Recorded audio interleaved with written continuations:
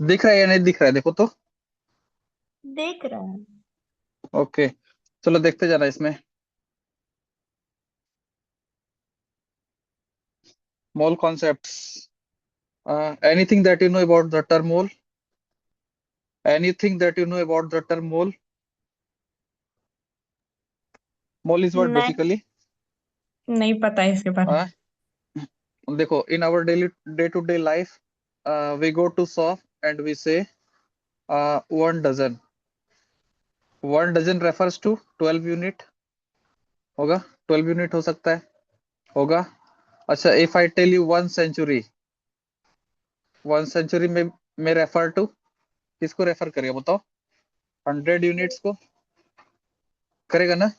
अच्छा, अब इसके बाद एक टर्म आता है, अगर हम 1 डिकेड बोल दें। 1 डिकेड मीन्स कितना? A group of 10 years. Yes. होगा। इसका मतलब कहीं ना कहीं जैसे ही क्या होता है हम लोग के लाइफ में, जैसे ही इंक्रीमेंट होता है चीज का, जैसे वन डज, जैसे ही बोल दें हम कि if I say you simply one, 1 dozen, 1 orange is there, got it. 2 3 4 5 6, again 1 2 3 4 5 6, total कितना हो गया? 12 ऑरेंजेस हो गया ना। हाँ। अब इससे इंसान का एक कैपेबिलिटी होता है कि वो रीच करना चाहता है सिंपलेस्ट नंबर में। तो बताओ, इस 12 यूनिट्स को हम लोगों ने क्या करा, डिस्क्राइब करा as a single unit, numerically single digit, जिसको हम लोगों ने नाम दिया 1 डजन। उसी तरह से जब चीजें छोटी हो जाए, चीजें छोटी हो जाए कहने का मतलब, if we talk about substances, atoms, molecules which are infinitely small, जो कि काफी स्मॉलर है, तो उस केस में सर एमिडो एवोगैड्रो नाम के साइंटिस्ट थे। उन्होंने एक स्केल को डिफाइन करा, ठीक है, जिसको हम लोग बोलते हैं वन, 1 मोल। ठीक है, जिसको हम लोग बोलते हैं 1 मोल।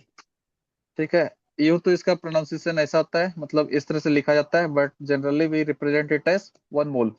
इसमें जिस तरह से, ये क्या बस यूनिट है ना, जैसे इसके बारे में दिखा, जैसे इसके बारे में हम लोग देखें, 1 डजन में 12 यूनिट होता है, तो ये एक पैरामीटर है कि 12, कुछ भी मतलब कुछ भी होगा, ऑरेंज होगा, एप्पल होगा, बनाना होगा, एनीथिंग होगा, कॉपी होगा, पेन होगा, एनीथिंग बी देयर, उसको हम लोगों ने, जैसे ही 12 का क्वांटिटी आया तो हम लोगों ने उसको नाम दिया एज 1 डजन।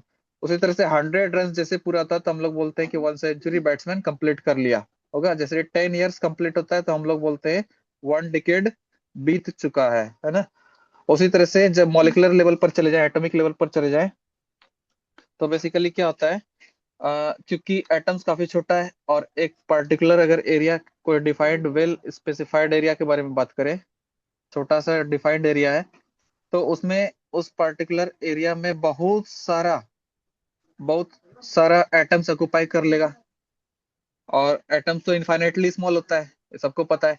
तो अगर वेल हाँ। डिफाइंड यूनिट एरिया के बारे में बात करें, तो उसमें बहुत सारा एटम्स, अब एटॉमिक लेवल का सिर्फ, एटॉमिक लेवल के स्ट्रक्चर में अगर बात करें तो सिर्फ एटम तो एग्जिस्ट नहीं करता है, आयंस भी एग्जिस्ट करता है, करेगा, मॉलिक्यूल्स भी एग्जिस्ट करेगा, मेट भी, डायटोमिक, ट्राइटोमिक, टेट्राटोमिक, पॉलीएटोमिक, ऑक्टाटोमिक, मेट भी एनीवे, तो वो एग्जिस्ट तो करता है लेकिन स्पेस उतना ही ऑक्युपाई करता है। तो इस टर्म को इस पर्टिकुलर लेवल पर आकर के सर एमिडो एवोगेड्रो, जिन्होंने स्टोक्योमेट्री के ऊपर रिसर्च करा, ठीक है, उन्होंने एक स्केल को डिफाइन करा जिसको हम लोग बोलते हैं 1 मोल। अब 1 मोल में एटॉमिक लेवल पर जाकर के अगर देखें, तो 1 mole is standing out for, 1 mole will directly lead to 6.022 into 10 to the power 23। अब जैसे एक क्वेश्चन आता है इसमें, कि 1 डजन में 12 यूनिट होता है, अब 12 तो कुछ भी हो सकता है ना, 12 बनाना, हाँ। 12 ऑरेंज, 12 कुछ भी हो सकता है। उसी तरह से 1 सेंचुरी, 1 सेंचुरी रन्स भी हो सकता है ना, 1 सेंचुरी का ईयर भी हो सकता है ना, 1 सेंचुरी का डेज भी हो सकता है। उसी तरह से वन हाँ। डिकेड में 10 ईयर जनरली हम लोग प्रेफर करते हैं। उसी तरह से 1 मोल में एटॉमिक लेवल पर अगर चले जाए, तो 6.022 into 10⁻23 एटम भी हो सकता है, होगा ना। उस लेवल पर चले हाँ। जाए मॉलिक्यूल्स भी हो सकता है, आयंस भी हो सकता है, होगा। आ, हम्म, मतलब छोटा से छोटा जो इनफाइनाइटली स्मॉलर चीज है, ठीक है, उसको हम लोगों ने इस पैरामीटर के ऊपर डिफाइन करा, which we call 1 mole. 1 mole will come in existence in our day to day life. अब इसको बहुत शानदार तरीके से करेंगे, देखते जाना। सबसे पहला साइंटिस्ट आता है ठीक। गे-लुसैक्स लॉ, ठीक है, एंड एवोगाड्रो लॉ, ठीक है। उसमें एक टर्म डिफाइन करा गया, Gay-Lussac's law of combining volume. हालांकि इस सब के ऊपर आने से पहले एक टर्म को डिफाइन करते हैं। एक साइंटिस्ट थे सर रॉबर्ट बॉयल, ए गेव, उन्होंने तीन चीजों को स्टडी किया, तीन पैरामेट्रिक फॉर्म को स्टडी किया, पी, बी एंड टी। इसको हम लोग बोलते हैं स्टोइकोमेट्रिक इंटर रिलेशनशिप्स को डिफाइन करने वाला पैरामीटर या फिर स्केल। क्या बोले, ये वो पर्टिकुलर फैक्टर था जिसमें किसी भी सब्सटेंस का एग्जिस्टेंस डिस्क्राइब किया जा सकता था, जैसे प्रेशर, वॉल्यूम एंड टेम्परेचर, होगा ना। तो उन्होंने इसको डिफाइन हम्म, करा था, pressure you better know, volume you better know, and temperature you also better know. Pressure is what basically, pressure is what, justify me, thrust by area, होगा। ठीक। Volume is हाँ। What, volume is what, amount of 3D space occupied by a geometrical lamina, amount of 3D space occupied by a geometrical lamina और geometrical figure, उसको हम लोगों ने define करा है वॉल्यूम। वॉल्यूम भी बेटर नो। हम्म, अब हर एक ऑब्जेक्ट का अलग अलग वॉल्यूम हो सकता है, likewise here will be L, here B and here H, होगा। अगर हम्म, कंप्लीटली क्यूबिकल है तो बताओ कैसा होगा कंडीशन, तब तो साइड क्यूब हो जाएगा डायरेक्टली, होगा ना, हाँ। इट विल बी साइड का क्यूब। उसी तरह से सिलेंड्रिकल ऑब्जेक्ट में क्या होगा बताओ, पायर स्क्वायर एच, होगा। हाँ। अगर हाँ। स्फेरिकल है तो क्या होगा, 4/3 पायर क्यूब। मतलब वॉल्यूम सब ऑब्जेक्ट का उसके स्ट्रक्चर के बेसिस पर हम लोग डिफाइन कर सकते हैं। टेम्परेचर इज व्हाट बेसिकली, अगर एक सब्सटेंस, अगर एक मान लो केटली है, इसको रियल लाइफ एक्सपीरियंस करके दिखाते हैं। अगर एक केटली है, इसके अंदर we are baking tea, we are heating the bottom part with Bunsen burner. क्या करते हैं, टी हम्म, को हीट करते हैं, तो चाय जब खोलने लगता है, देखना चाय पत्ती काफी स्पीडली रैंडम मोशन शो करता है। खोलने के हम्म, टाइम में देखना चाय पत्ती रैंडमली मूव करते करना स्टार्ट कर देता है। ऐसा क्यों हुआ, क्योंकि हम लोगों ने टेम्परेचर को इंक्रीज करा। क्या, कैन वी हाँ। Say temperature is a function of kinetic energy of molecules, so it is a function of half m v square, होगा ना। Temperature is a function of हाँ। Kinetic energy of the molecules.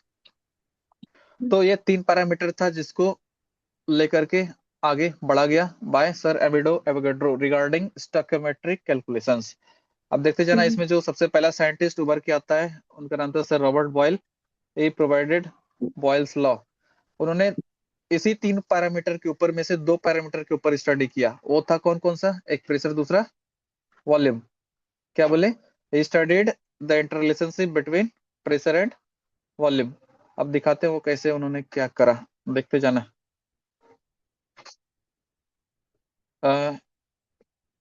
Parameter कौन कौन सा था बताओ तो, pressure and volume, इसके ऊपर उन्होंने वर्क वर्क करा।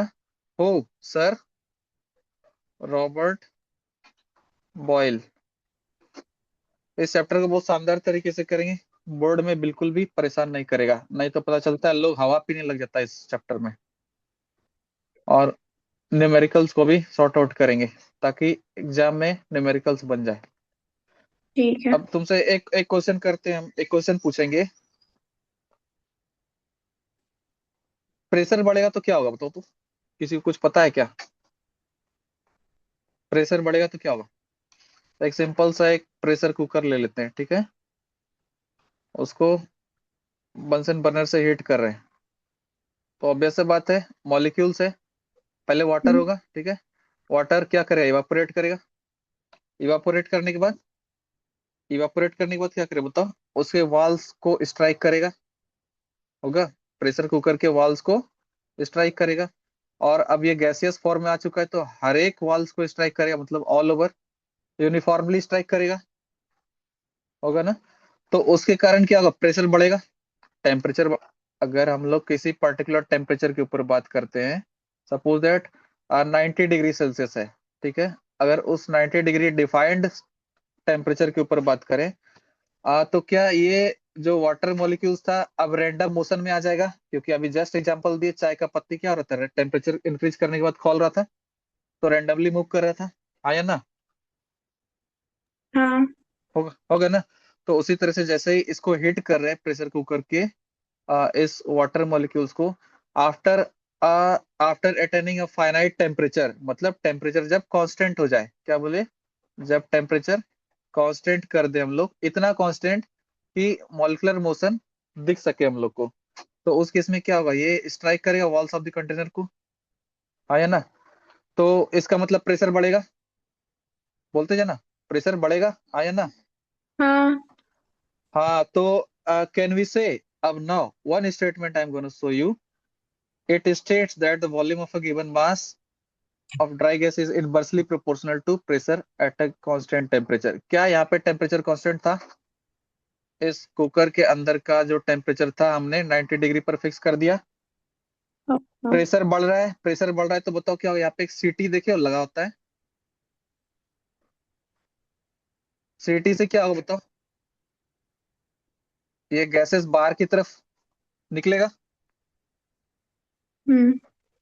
बाहर की तरफ निकलेगा, मतलब अंदर का जब जो क्वांटिटी है वो घटना स्टार्ट हो जाएगा।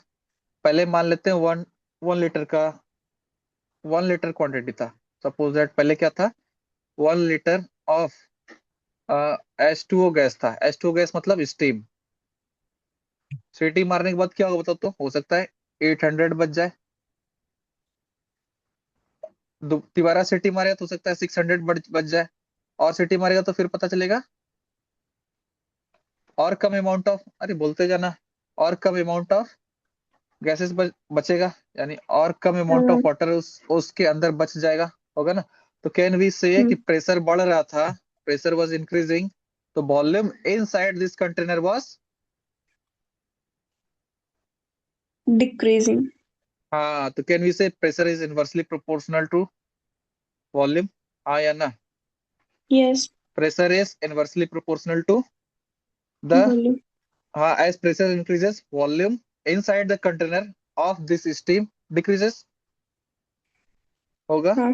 अब देखना, इसका मतलब हम लोग इस चीज को भी डिफाइन कर सकते हैं कि दिस इम्प्लाइज, कैन वी से एट अ कांस्टेंट टेम्परेचर, चूंकि कांस्टेंट टेम्परेचर पर हम लोग इसको मेंटेन करना, बढ़ा रहे हैं ना घटा रहे हैं, बस इतना कांस्टेंट टेम्परेचर करके रख दिया कि मॉलिक्यूलर मोशन हो रहा है, ठीक है। हाँ। अब देखते जाना, अगर दोनों को इक्वेट कर रहे हैं, इसका इस पर्टिकुलर टर्म का मीनिंग क्या है? पी बढ़ रहा है तो भी घट रहा है, ऑब्वियस बात है, घट रहा है।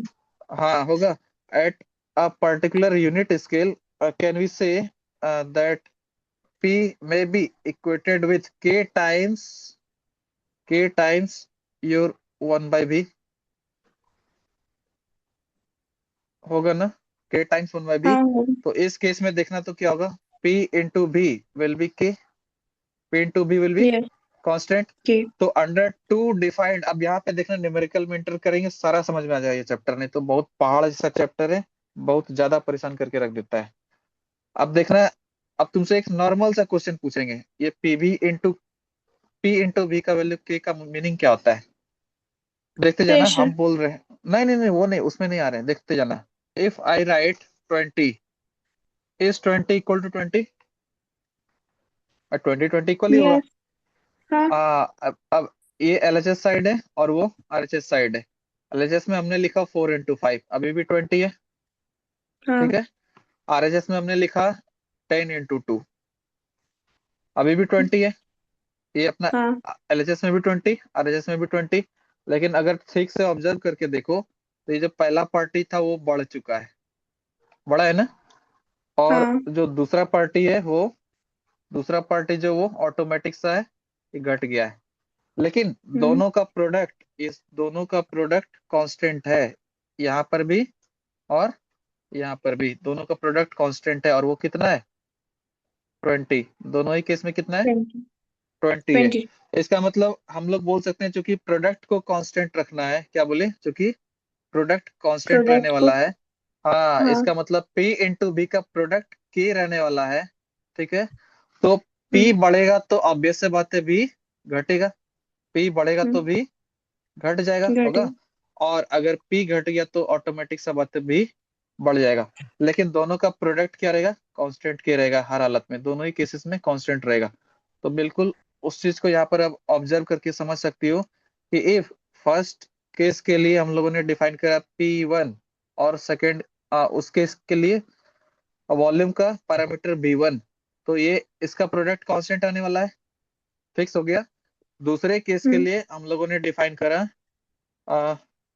P2, तो इसके हिसाब से इसका अपना V2 होगा, होगा। लेकिन दोनों का हम्म, प्रोडक्ट क्या होगा, हमेशा दोनों ही केसेस में इक्वल होगा। दैट्स व्हाई वी से P1 हाँ, V1 इज इक्वल टू क्या, P2 V2, and this was mentioned P2 by V2। Sir Robert boil.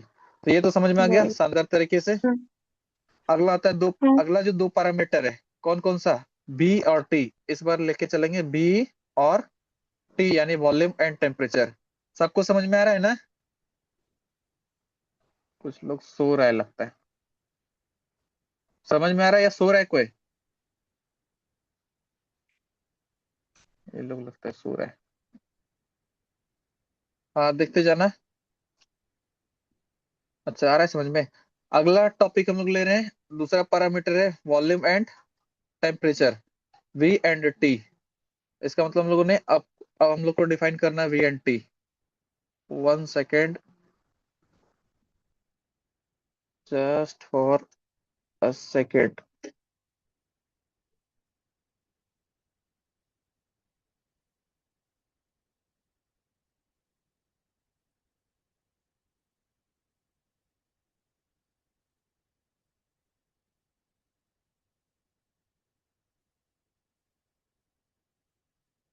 चलो अब देखते जाना इसमें से।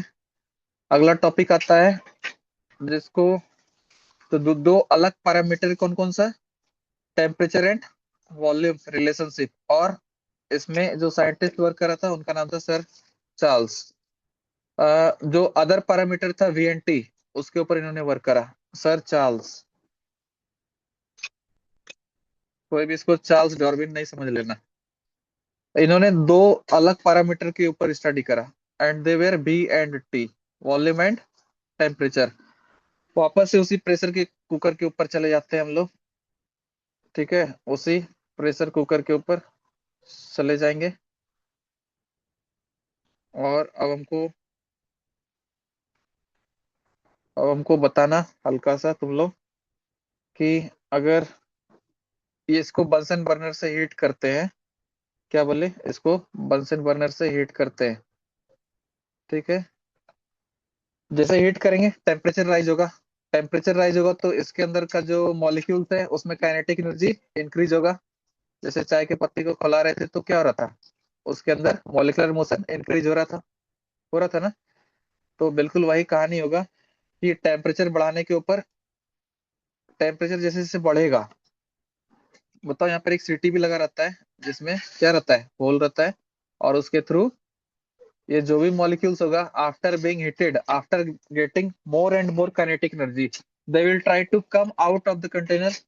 वो क्या करेगा, कंटेनर से बाहर आने का प्रयास करेगा। तो हम लोग बोल सकते हैं क्या कि as temperature is rising, as temperature is rising, इस टाइम हम लोग क्या करेंगे, जो थर्ड पैरामीटर है प्रेशर, उसको हम लोगों ने कांस्टेंट रख दिया।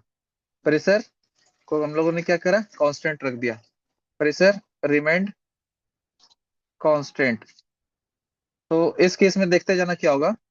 अ, जैसे टेम्परेचर को राइज कराएंगे इस बंसन बर्नर से, तो वॉल्यूम बढ़ेगा। अरे इसका वॉल्यूम बढ़ेगा, देखो ना, पहले सॉलिड, सॉलिड आइस को हीट करते ही क्या बन जाता है, लिक्विड वाटर में कन्वर्ट हो जाता है, मतलब वॉल्यूम बढ़ जाता है।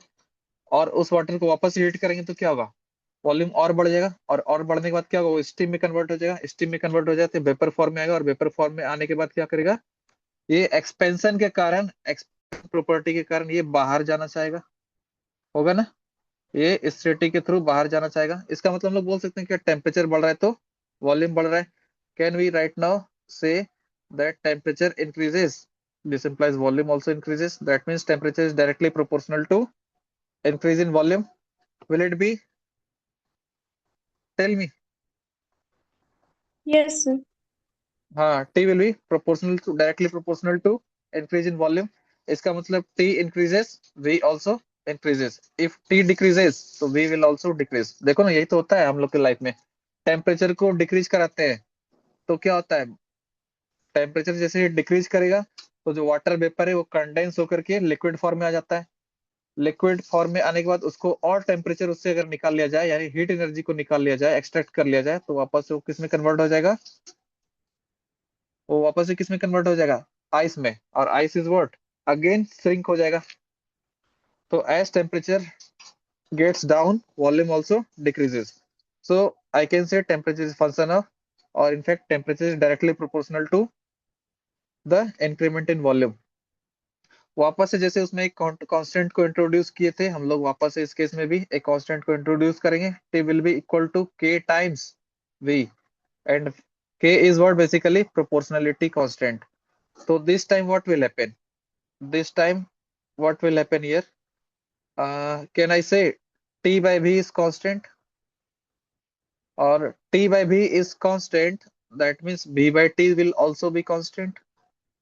इसका मतलब इस बार क्या आया, वॉल्यूम और टेम्परेचर का रेशियो कांस्टेंट आया। इसका मतलब for two distinct defined condition we can have V1 by T1 must be equal to V2 by T2.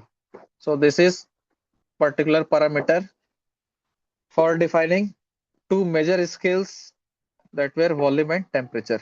For two distinct defined condition, if B1 is there, then for its desired value, T1 has to be there. And another case, if B2 is there, for that, for ratio to be maintained same, another T2 will also exist. इसका मतलब एक simple सा example लेके दिखाते हैं। अगर यहाँ पर 3, अगर यहाँ पर हम लोग 3/6 ले ले, सिंपल सा बात बताना, यहाँ पे अगर 4 है तो यहाँ पर क्या आएगा, कोई बता सकता है क्या? जल्दी बोलो, नॉर्मल सा 4-5 का क्वेश्चन है। कितना आएगा? 8. 8 आएगा। हम लोगों ने 8 को क्यों इंट्रोड्यूस करा? क्योंकि रेशियो को कांस्टेंट रखना है। ये 1 टाइम्स 2 टाइम्स, ये भी देखो 1 टाइम्स और 2 टाइम्स, ये रेशियो मेंटेन रह गया ना। और यही रेशियो वास्तव में क्या है, ये कांस्टेंट के है। यही रेशियो क्या है, यानी वॉल्यूम और टेम्परेचर का रेशियो ही ये कांस्टेंट के है। दिखा?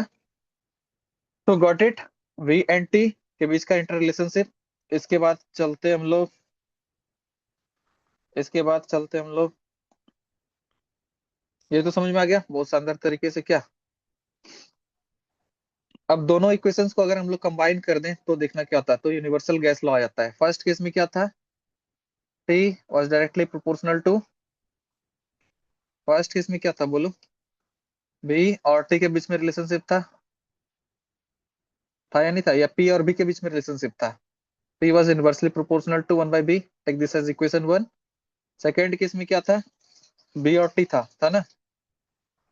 तो इस केस को अगर एनालाइज करके देखें, वापस से इसको हम लोग रीराइट कर सकते हैं क्या, B is proportional to 1/p होगा ना। अरे इसको वहां पर भेज दिए, इस वाले को वहां पर भेज दिए, उस वाले को डाउनवर्ड लेते हैं, वही काम इसमें किए।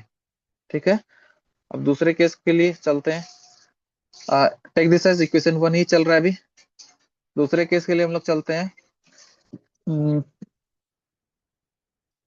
B is directly proportional to T, take this as equation 2। On combining equation 1 and 2, what we will get here, B तो सेम है ना, देखो तो यहाँ भी बी, यहाँ भी बी, इसका मतलब टी मल्टीप्लाइड बाय 1। तो बताओ इस केस में क्या होगा, B is directly proportional to T by P, हाँ या ना? B is directly proportional to T by P होगा।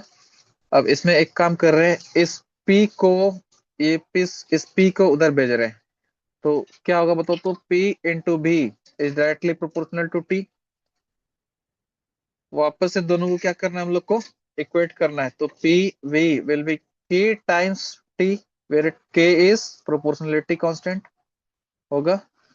तो फॉर, फिर से वही कंडीशन क्या आ गया, P V by T is constant. इस समय पी इंटू बी, यानी पी बी का प्रोडक्ट और डिवाइडेड बाय में है टी, मतलब पी और बी इस दोनों के बीच में का प्रोडक्ट और divided by T.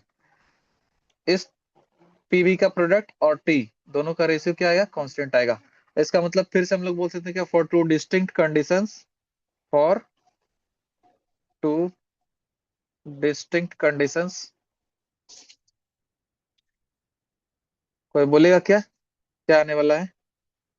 P1 V1 by T1 must be equal to P2 V2 by T2। इसको हम लोग बोलते हैं universal gas equation. This is what we call universal gas. हालांकि ये यूनिवर्सल गैस इक्वेशन, इसको हम लोग नहीं बोलते, ये मेजरली दोनों का कॉम्बिनेशन है। यूनिवर्सल एक गैस इक्वेशन होता है PV is equal to NRT, जो तुम्हारे सिलेबस में अभी नहीं है। यूनिवर्सल गैस इक्वेशन होता है PB is equal to NRT, where N stands for number of moles, R is gas constant and T is temperature. So basically, can you say NR is what? NR is what basically here? K.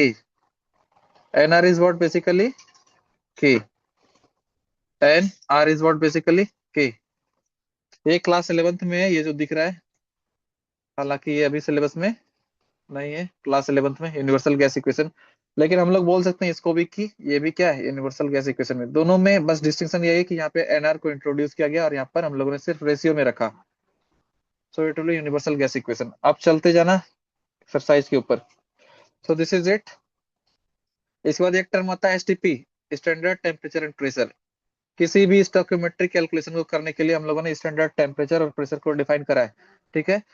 अब basically standard values are chosen as 0 degree Celsius और 273 kelvin and 1 atmosphere pressure और 760 और 760 mm of Hg और 76 cm of Hg। Hg stands for mercury होगा for pressure. इसके बाद एक term आता है एब्सोल्यूट स्केल। ये समझना बहुत ही जरूरी है, इसमें से क्वेश्चन आता है एग्जाम में। एब्सोल्यूट जीरो को डिफाइन करने दे देगा या कुछ अटपटा सा क्वेश्चन पूछ देगा और बच्चा को लगता है कि बुक में तो था ही नहीं, आंसर कहाँ से लिखते। समझते जाना। अभी हम थोड़ा देर पहले बोले थे क्या कि temperature is a function of, temperature is a function of kinetic energy of molecules. हाँ या ना, होगा या नहीं होगा? Temperature is a function of kinetic energy of molecules, होगा ना? इसका मतलब टेम्परेचर अगर बढ़ाते हैं तो काइनेटिक एनर्जी ऑफ मॉलिक्यूल्स भी राइज करेगा, होगा ना? तो एक वैसा कंडीशन हम लोग इंट्रोड्यूस करते हैं जिसमें कि हम लोगों ने काइनेटिक एनर्जी ऑफ मॉलिक्यूल्स को जीरो कर दिया। क्या बोले? काइनेटिक एनर्जी ऑफ मॉलिक्यूल्स को कंप्लीटली सीज कर दिया, जो कि प्रैक्टिकली तो पॉसिबल नहीं है, बस थ्योरेटिकली पॉसिबल है। मॉलिक्यूलर मोशन को कंप्लीटली सीज कर दिया। तो उस केस में जो टेम्परेचर आता है, जो टेम्परेचर डिफाइंड होके आता है, उसको हम लोग बोलते हैं absolute temperature. That's what we call basically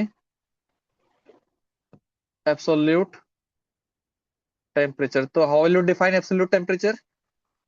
it is basically the temperature at which is supplied to a given particular system in which the entire molecular motion of that particular system ceases या फिर खत्म हो जाता है। तो उस case में जो टेम्परेचर आता है उसको हम लोग बोलते हैं एब्सोल्यूट स्केल या फिर एब्सोल्यूट जीरो सिंपली। तो बताओ, इस केस में तब तो 0 केल्विन रीच कर जाएगा ना। You better know 0 degree Celsius में कितना होता है, 273 केल्विन। जिस दिन ये जीरो हो जाएगा उस दिन ये पार्टी उधर चले जाएगा और माइनस में हो जाएगा। तो 0 केल्विन में क्या होगा, माइनस का 273 डिग्री सेल्सियस।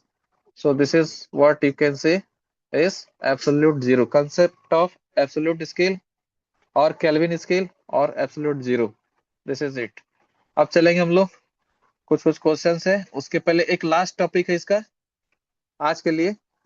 ठीक है, वैसे तो इसको चलेंगे बहुत शानदार तरीके से, चैप्टर को करेंगे। बोर्ड में बहुत ज्यादा परेशान करता है ये चैप्टर। Gay Lussac's law of combining volume, ये अपना नेक्स्ट टॉपिक है, देखते जाओ। Gay Lussac's law of combining volume, I am going to describe this one right now. देखते जाना क्या होता है और कैसे होता है।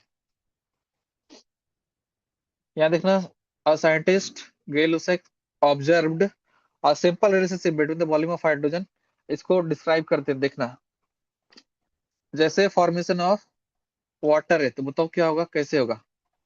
ट्वाइस S2 प्लस का O2 gives out twice H2O सो गया क्या रे तुम लोग?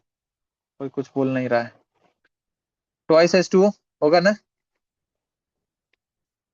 अगर इस पर्टिकुलर इक्वेशन को ऑब्जर्व करें तो हाइड्रोजन का कितना वॉल्यूम है बताओ तो कोई। हाइड्रोजन का कितना वॉल्यूम लिया गया है? 2. हाँ। और एक चीज और बता देते हैं, ये जो आगे में जो नंबर दिख रहा है ना, यहाँ पर कुछ नहीं तो कितना है बताओ तो। कुछ नहीं तो कितना, 1 है। यहाँ पर कितना है? 2 है। हाँ. ये जो नंबर दिख रहा है ना, इसको हम लोग अपने केमिस्ट्री के डे टू डे लाइफ में हम लोग बोलते हैं इसको stoichiometric coefficient. What did I say? This numbers, this number as well as this number are termed as stoichiometric coefficient.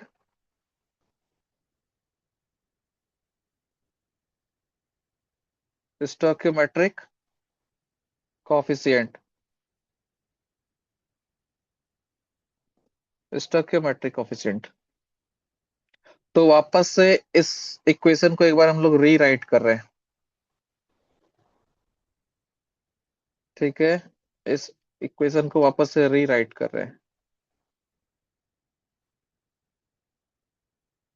दिख रहा है? और रीराइट करने के साथ ही इस एरो को हटा देते हैं।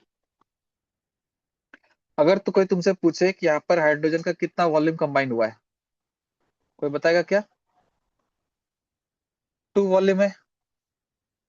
साथ में ऑक्सीजन का कितना वॉल्यूम कंबाइन हुआ है? 1 वॉल्यूम। तो इट इज 1 वॉल्यूम। रिजल्टेंट जो फॉर्म हुआ है after the formation of product, वो कितना वॉल्यूम ऑफ वाटर फॉर्म हुआ है बताओ तो। 2 ऑफ वॉल्यूम। मीन्स हाइड्रोजन का 2 वॉल्यूम, क्या बोले, हाइड्रोजन का 2 वॉल्यूम कंबाइन कर रहा है ऑक्सीजन के 1 वॉल्यूम से, और फाइनली जो दोनों के कॉम्बिनेशन से प्रोडक्ट आ रहा है वो 2 वॉल्यूम ऑफ वाटर आ रहा है। 2 वॉल्यूम ऑफ H2O अपेयर हो रहा है। यूनिवर्स में, ध्यान से सुनना क्या बोल रहे, ऑल ओवर यूनिवर्स में कहीं भी हाइड्रोजन और ऑक्सीजन कंबाइन करेगा, क्या बोले, हाइड्रोजन और ऑक्सीजन कंबाइन करेगा और वाटर का फॉर्मेशन अगर होता है तो उसका जो वॉल्यूम ऑफ रिएक्टेंट होगा वो 2:1 में होगा। क्या बोले, वॉल्यूम ऑफ रिएक्टेंट होगा हमेशा 2:1 में ही होगा। इसका मतलब two volume of H2 will always combine with 1 volume of O2, and finally जो फॉर्म होगा ना इसका क्वांटिटी वो हमेशा ट्वाइस ऑफ वॉल्यूम होगा। मीन्स क्या, ट्वाइस वॉल्यूम होगा। अब इसको एक्सप्लेन कर देते हैं और क्या होता है कैसे, तो वो भी डिस्क्राइब कर देते हैं। देखना, यहाँ पे हमेशा जो होगा 2 वॉल्यूम ऑफ H2O फॉर्म होगा। अब ये यूनिवर्सली एक्सेप्टेड है, चाहे किसी लैब में जाके करें, मार्स पे जाके करें, ठीक है, तुम्हारा कहीं पर भी ऑल ओवर यूनिवर्स, नासा में करें जाके, घर में करें जाके, बम्बई में करें, दिल्ली में करें, एनीवेयर यू डू, ये जो कंबाइनिंग वॉल्यूम है ये कांस्टेंट होगा। दैट मीन्स क्या, it is fixed and this was stated by sir Gay Lussac. This is what we call Gay Lussac's law of combining volume. क्या ये दोनों क्वांटिटी कंबाइन ही तो हुआ है?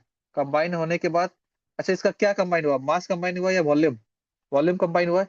वॉल्यूम कंबाइन होने के बाद ये भी जो फॉर्म हुआ ये भी वॉल्यूम है, ठीक है। तो इसका मास नहीं, मास रेशियो को नहीं देखेंगे, किसको देखेंगे, सिर्फ और सिर्फ वॉल्यूम को देखेंगे। तो this is what you call Gay-Lussac's law of combining volume. So it was observed and it was stated like this way by Sir Gay-Lussac. होगा, this is what we call law of combining volume of gases. ये gases में ही हो सकता है। देखो तो इस case में डायरेक्टली जो वाटर फॉर्म होता है नहीं, डायरेक्टली लिक्विड थोड़ी ना होता है, ये तो कंडेंस करने के बाद लिक्विड फॉर्म में आता है। स्टार्टिंग में गैसेस फॉर्म में ये एग्जिस्ट करता है। ये भी गैस, हाइड्रोजन भी गैस, ऑक्सीजन भी गैसेस फॉर्म में। देखा होगा तुम लोग आसमान में, होगा। फाइनली जो वाटर फॉर्म हुआ है वो फर्स्ट ऑफ ऑल किस में रहता है, गैसेस स्टेट में होता है। कंडेंस करने के बाद फिर ये लिक्विड फॉर्म होता है। तो ये तो गॉट इट। उसी तरह से कुछ और भी एग्जांपल से बोर्ड एग्जाम में इसका स्टेटमेंट पूछा जाता है। क्या बोले, बोर्ड एग्जाम में इसका स्टेटमेंट पूछा ही जाता है। तो I think you can do it तो when gases react they do so in volumes which bear a simple ratio to one another। क्या यहाँ पे कोई फ्रैक्शन था क्या? देखो तो यहाँ पे 1 था, यहाँ पे 2 था, कोई फ्रैक्शन तो था नहीं। और अगर फ्रैक्शन भी होगा तो उसको कन्वर्ट कर देंगे हम लोग सिंपल होल नंबर रेशियो में। ठीक है। हाँ, volume of the gases product provided that all the volumes are measured at same temperature and pressure. ऐसा नहीं कि इस वाले को दूसरे दूसरे में कन्वर्ट दूसरे टेम्परेचर पर मेजर कर लिए, इसको दूसरे में कर लिए और इसको तीसरे में जाके कर रहे हैं। मतलब इसको तो रिएक्टेंट को तो अभी मेजर किए और प्रोडक्ट को 10 दिन बाद जाके मेजर कर रहे हैं किसी दूसरे प्रेशर और टेम्परेचर पे।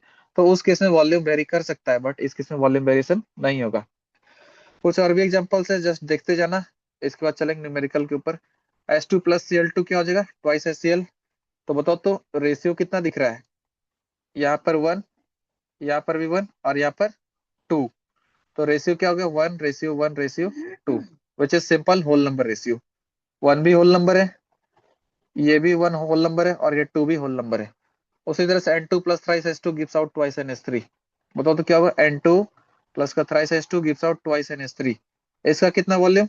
1 वॉल्यूम दिख रहा है, इसका 3 वॉल्यूम दिख रहा है और प्रोडक्ट का 2 वॉल्यूम ये भी दिख रहा है।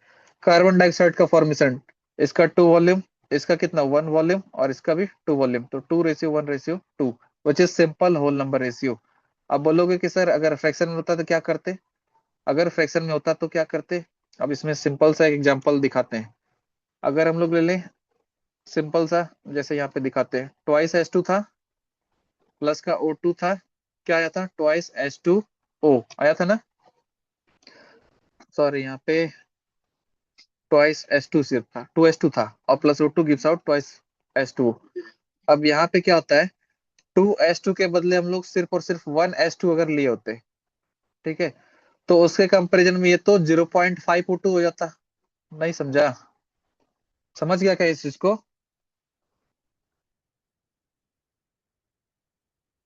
सो गया क्या रे? समझ गया। हाँ देखो तो ये 2 से कन्वर्ट हो गया। 2 को रिक्वायर्ड है कितना? 1 का, 1 का हाँ रिक्वायर्ड है। तो 1 को कितना रिक्वायर्ड होगा? हाफ का ना। हाँ। हाफ वॉल्यूम ही ना चाहिए। उस केस में जो वाटर हम्म। फॉर्म होगा वो भी क्या होगा? 1 volume of H2O will be formed. अब देखो इस केस में देखो तो रेशियो को, यहाँ पे 1:0.5:1 आ रहा है, आ रहा है ना। जिसमें जिसमें हाँ। 1 तो होल नंबर है, ये भी 1 होल नंबर है, लेकिन ये 0.5 होल नंबर नहीं है, इट इज डेसिमल नंबर। तो इस केस में क्या करते हैं? सिंपली कुछ नहीं करते हैं, स्टोइकोमेट्रिक कोफिशिएंट जो कि कौन कौन है? ये 1 है, 0.5 है और ये 1 है, तीनों को मिनिमाइज करके मतलब बैलेंस करके इक्वेट करने की कोशिश करते हैं। तो बताओ दोनों ही रेशियो में, यहाँ जो 1 था, यहाँ पे 0.5 था, यहाँ पे वापस से 1 था, दोनों साइड बताओ क्या कर देंगे? होल नंबर प्रोड्यूस हो जाएगा। सोच के बोलो। इंटू 2, यहाँ भी इंटू 2 और यहाँ भी इंटू 2। उस केस में तो कोई डिफरेंस नहीं आएगा। तो इस केस में ये बन गया 2 रेशियो, ये वापस से क्या कन्वर्ट होकर बन जाएगा बताओ तो? 1। और ये वापस से कन्वर्ट होकर क्या बन जाएगा? 2। देखो 2:1:2 है क्या? यहाँ पर भी देखो, इस वाले में भी क्या था? 2:1:2, ट्वाइस:1:2। इसी चीज को ऑब्जर्व करा था कि हर एक केसेस में सिंपल होल नंबर जैसे ही आएगा तो ये यूनिवर्सली फिक्स होगा। This was stated by sir Gay Lussac. ठीक है। तो अब चलते क्वेश्चन के ऊपर, देखते जाना। तो इसमें बस सॉल्व करने का तरीका दिखाते जाएंगे, बोर्ड में पूरा क्वेश्चन मत पढ़ने जाना, डाटा को एनालाइज करना अगर कर सकते हो तो, और सॉल्व हो जाएगा। कहता what volume of oxygen would be required to burn completely 200 ml of acetylene. Acetylene means बताओ तो? C2H2, C2H2, दूसरा नाम इथिलीन। स्ट्रक्चर पता है क्या किसी को ऑर्गेनिक का? C2 ऐसा होगा और H2 दिख रहा है ना। ऑर्गेनिक तो हमको लगता है सबका कंप्लीट हो गया होगा। यहाँ पर बॉन्ड एंगल बोर्ड में पूछेगा तो याद रखना 120 डिग्री, या तो वहां से ले या तो यहाँ से ले, 120 degree. This is what you call ethylene और सिंपली एसिटिलीन। तो इसके फॉर्मेशन में कहता है and what would be the volume of carbon dioxide form. Carbon dioxide का फॉर्मेशन होने के बाद कितना फॉर्म होगा? तो कुछ नहीं है, just you first of all steps क्या होगा, right the reaction, what did I से, right the reaction C2H2 plus का O2 will give out CO2, क्योंकि कार्बन है तो CO2 तो बनेगा ही, और वाटर इज फॉर्म्ड। अब इसको बैलेंस कर लेते हैं। कार्बन कितना है, 2 पहले था, ऑक्सीजन 2 था, यहाँ पे कार्बन 1 ही था। बैलेंस करने के बाद कैसा दिख रहा है structure, twice C2H2 5O2 gives out 4CO2 and twice H2O, दिख रहा है, ये दोनों 2 5, ये 4 और 2। अब इसमें क्या कैच करके लिखना है हम लोग को, इसका वॉल्यूम। इसका वॉल्यूम देखो तो कितना है, कैसे पता चलेगा इसका वॉल्यूम, इसके स्टोइकियोमेट्रिक कोएफिशिएंट को देखेंगे, इसके भी इसके भी और इसके भी स्टोइकियोमेट्रिक कोएफिशिएंट को ऑब्जर्व करके बस नोट डाउन करेंगे।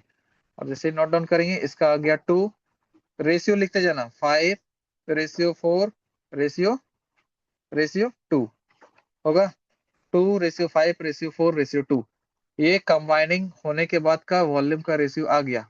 ठीक है, वॉल्यूमेट्रिक कोएफिशिएंट आ गया, जिसको हम लोग स्टोइकियोमेट्रिक कोएफिशिएंट फिलहाल के लिए बोल रहे हैं। अब ध्यान से देखना, कंप्लीटली बर्न करना है ना C2H2 को, what did I say, it has to be burned completely acetylene को। तो बर्न कौन होगा, तो सर एसिटिलीन बर्न होगा, C2H2 बर्न होगा, किसके प्रेजेंस में, तो ऑक्सीजन के प्रेजेंस में, तभी तो ये बर्न होने के बाद CO2 और H2 निकलेगा। यानी प्राइमरी कंडीशन क्या है अपने पास, कि ऑक्सीजन का कितना क्वांटिटी चाहिए। ठीक है, what would be the volume of carbon dioxide formed, और रिएक्शन होने के बाद कार्बन डाइऑक्साइड का वॉल्यूम कितना फॉर्म होगा। ठीक है, और इसमें फर्स्ट स्टेटमेंट में एक बार और ऑब्जर्व करके देखो, कहता है कितना रिक्वायर्ड है, what volume of oxygen would B required to burn completely, that means volume of oxygen is required। तो अपना टारगेट कौन सा स्टोइकियोमेट्रिक कोएफिशिएंट होगा, ये 5 वाला होगा। अगर ये 2 है तो कितना चाहिए, 5 चाहिए, चाहिए ना। तो हम लोग बोल सकते हैं कि अगर 2 वॉल्यूम किसके इक्वल है, तब 200 ml के इक्वल है, क्योंकि पहले डाटा में कौन दिया है, एसिटिलीन दिया है। तो can we say 2 volume of acetylene is equal to 200 ml, हाँ या ना, होगा। जल्दी जल्दी बोलते जाओ, और भी करना है, हाँ। होगा ना। इसका मतलब हम लोग बोल सकते हैं 2 वॉल्यूम ऑफ C2H2। अभी तो ये छोटा क्वेश्चन इसलिए ऐसा लग रहा है, तो बड़ा बड़ा क्वेश्चन में तो हवा लगेगा। ठीक है, इसमें लग रहा है ये तो आता ही है, देखे भी है क्या पहले सेलिना में।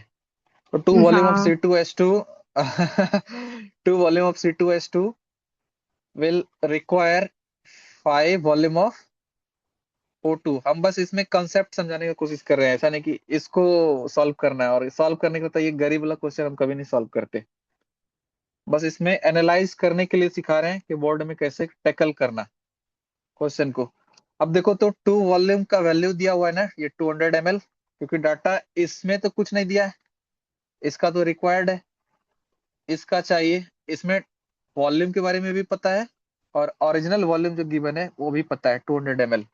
सो now can we say 2 volume is equal to 200 ml।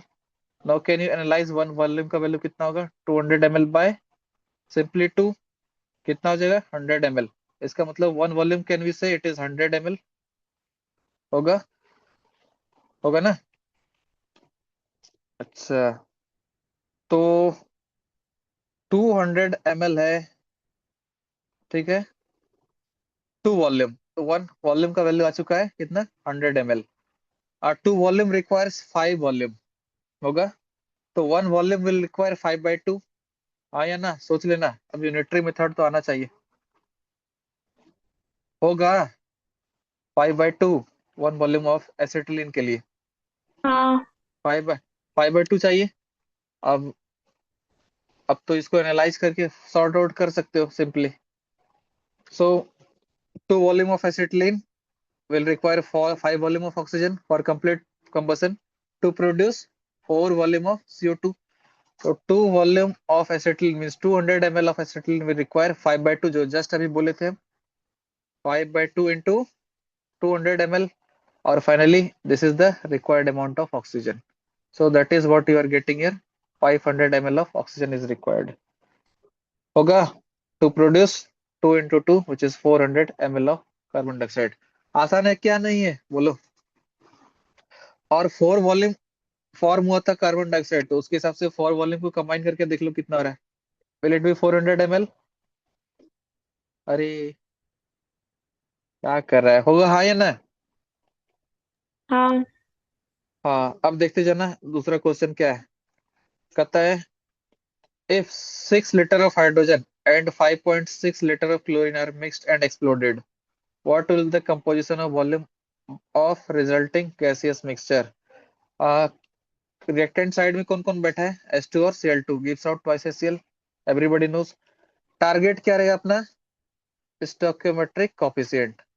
Stoichiometric coefficient यहाँ पे तो 2 दिख गया, यहाँ पे कुछ नहीं तो 1 है, यहाँ भी कुछ नहीं तो यहाँ पर भी कुछ नहीं तो क्या है? 1 है, यहाँ 1, यहाँ भी 1 और यहाँ पे 2।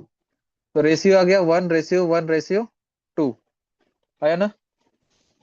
अब देखना इसमें 6 litre of hydrogen and 5.6 litre of chlorine, तो बताओ लिमिटिंग कौन है? क्या यहाँ पे अगर 1 वॉल्यूम है तो यहाँ भी 1 वॉल्यूम चाहिए, होगा हाँ या ना? हाँ। हाँ, तो बताओ कमी किसका पड़ रहा है? ये 5.6 है, तो इसका भी 5.6 ही चाहिए। इसका मतलब 0.4 बच जाएगा, बचेगा ही नहीं बचेगा? 0.4 बच जाएगा, नहीं समझा? 1 volume of Cl2 will require 1 volume of hydrogen only। इसमें 6 लीटर ऑफ हाइड्रोजन है, तो क्या ये 6 लीटर ऑफ क्लोरीन है या नहीं है?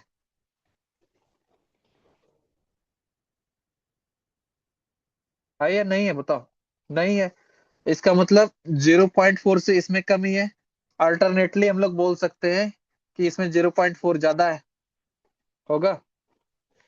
तो कितना सा क्वांटिटी ऑफ हाइड्रोजन बच जाएगा बताओ? 0.4 बचेगा ना?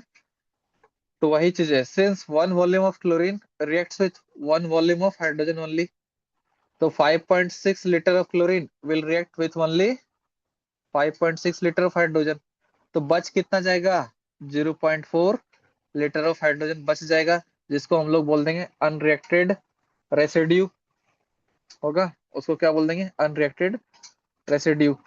तो अब बताओ, since the volume of HCl gas formed is twice than that of the chlorine, तो या तो क्लोरीन का ले लो या फिर हाइड्रोजन का ले लो, उससे ट्वाइस है, मतलब 2 टाइम्स कर देंगे। तो ऑब्वियस से बात है 2 times of 5.6 will be 11.2 litre.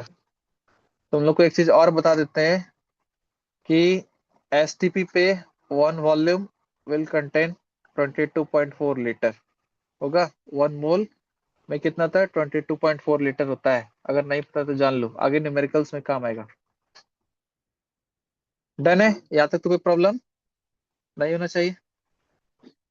तो क्या होगा? 11.2 litre of HCl will be formed, हाँ या ना?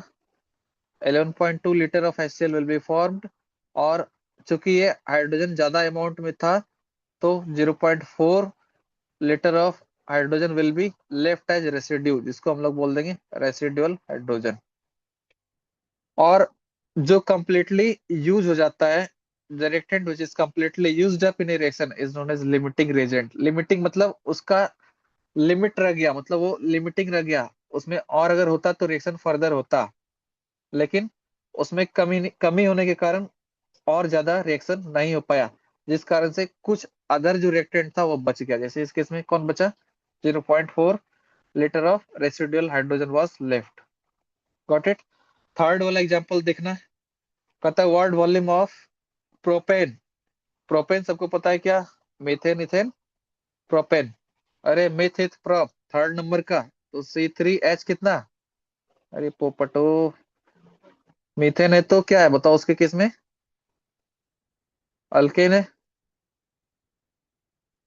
मीथेन है तो पहचानना किसको? इस सफिक्स को पहचानना है, एन है। तो जनरल फॉर्मूला CnH2n+2। तो मिथ, ये प्रोपेन है, तो प्रोपेन के केस में क्या होगा? सबको पता है, अल्केन ग्रुप और प्रोप। तो C3H कितना? 3 2 6 + 2 8, C3H8। ये तो दिख गया। अगर मान लो रिएक्शन नहीं दिया होता तो इस तरह से फॉर्म करा लेते, अगर मान लो रिएक्शन नहीं दिया रहता तो फॉर्म करा लेते। Is burnt for every 100 cm cube of oxygen in the reaction। तो कहता है gas volume are measured in the same conditions. इसका मतलब क्या, यहाँ पे गेल लुसेक्स लॉ वैलिड होगा, क्योंकि it is measured under the same conditions. मतलब जितना कंडीशन में ये उतना ये उतना ये उतना ये मेजर किया गया। तो रिएक्शन को क्या करेंगे, सबसे पहले बैलेंस कर देंगे। बैलेंस ऑलरेडी है तो देखते जाना। मतलब what volume of propane is burned, propane का क्वांटिटी चाहिए, इसका मतलब इसके बारे में अननोन है, दिस इज रिक्वायर्ड। ठीक है, तो one volume will require 5 volume of O2 and ultimately it will give 3 volume of carbon dioxide and 4 volume of water. तो इस रिएक्शन से तो क्लियर है, देखते जाना। ये 5 volume of oxygen will give 1 volume of propane. तभी मिल सकता है 5 वॉल्यूम ऑफ ऑक्सीजन जबकि 1 वॉल्यूम ऑफ प्रोपेन को बर्न किया जाए। ठीक है, तो volume of propane burn for every 100 cm cube of oxygen will be 1/5 of the original volume which is 100। तो 1/5 कर दो, you will get 20 cm cube and this is the required amount of propane that should be burned। समझा? अरे नहीं समझा, देखो यहाँ पे, इसको देखो, ये 1 वॉल्यूम, इसमें कितना चाहिए, 5 वॉल्यूम ऑफ O2 चाहिए, तभी तो जो भी प्रोडक्ट फॉर्म होगा, जो भी फॉर्म हो जाए। तो गिवन किसका वैल्यू है बताओ तो, 100 cm of oxygen is given, मतलब इसका 100 cm गिवन है, 100 cm है, same cube of O2 is given. अगर ये 5 है तो ये 1 है, रेशियो तो मेंटेन रहेगा ना। अगर ये 5 है तो ये 1 है, तो ये 100 है तो इसके पहले क्या रखना चाहिए जो कि वही रेशियो हो जाए। ये उसी तरह से नहीं हो गया जैसे कि क्वेश्चन अभी हम पूछे थे, डैश बाय 100। बताओ तो यहाँ पर इस जगह पर क्या भराएगा, इस जगह पर क्या भराएगा, रेशियो मेंटेन रखना है। बताओ क्या भराएगा, जल्दी बोलो। अरे मूर्खो, ये कितना टाइम से, 20 टाइम्स ही ना, तो 1 से भी 20 से इंटू करेंगे तभी तो ये आएगा।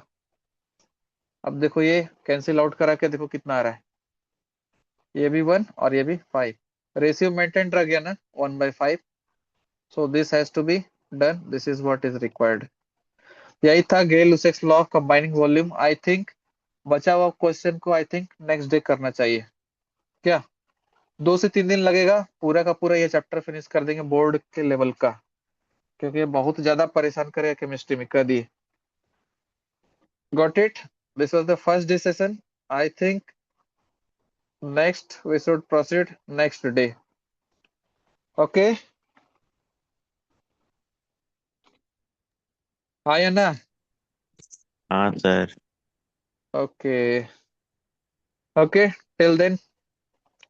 और क्लास कल नहीं होगा, परसों होगा फिर, ठीक है इसका। सैटरडे को। ओके, हाँ सैटरडे को। Okay, meet you okay guys in sir, the next class. Okay, thank you sir. Okay.